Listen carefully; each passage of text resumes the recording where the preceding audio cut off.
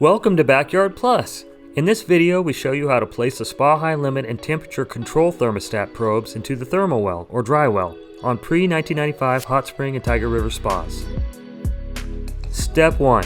Open the equipment door and locate the Thermowell or dry well below the floor of the equipment compartment. Step 2.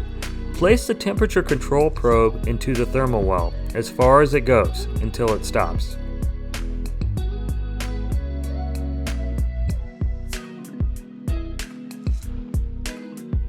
Step 3.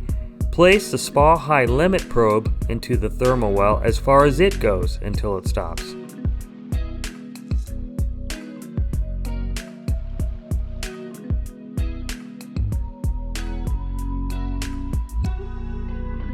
Good job! Thanks for watching. Our goal here at Backyard Plus is to save you money by avoiding costly service calls for repairs that you could easily do by yourself.